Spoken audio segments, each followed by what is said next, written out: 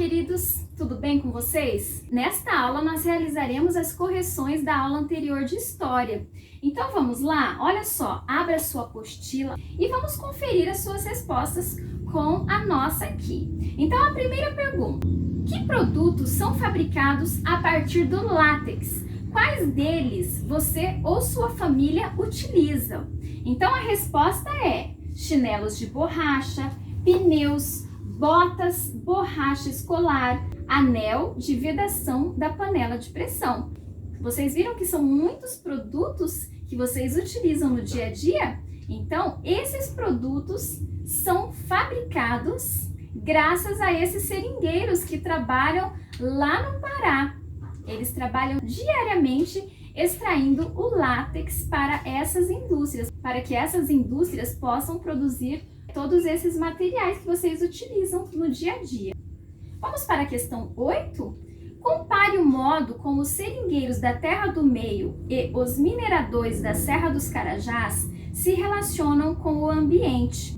Ambos se encontram no mesmo estado do Brasil, o Pará, e em meio à floresta amazônica. Quais as diferenças entre eles? Há algum tipo de impacto ambiental causado por essas duas formas de extração? Então, como nós vimos na aula anterior, há sim uma grande diferença.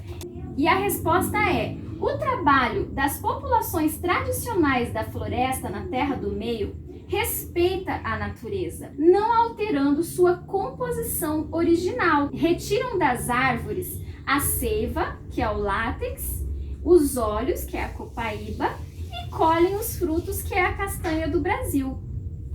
Já na região mineradora da Serra dos Carajás, as florestas foram desmatadas para que os metais pudessem ser extraídos em grande quantidade por meio do processo de mineração. Então, como vocês viram, eles possuem nessa mineradora grandes máquinas. Como vocês viram, tratores gigantescos para que eles consigam extrair em grande quantidade todos aqueles minérios.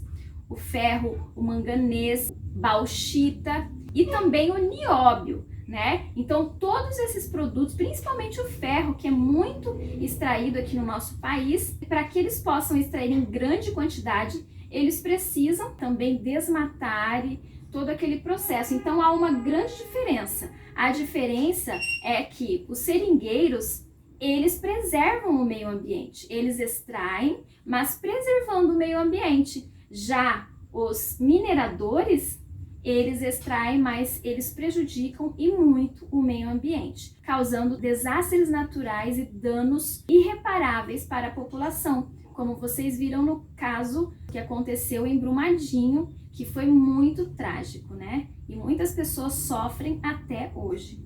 Então, essas são as diferenças. Viu como é fácil? Então é isso, queridos. Espero que vocês tenham conseguido acertar direitinho essas perguntas. Fiquem com Deus, um grande abraço. Até a próxima aula!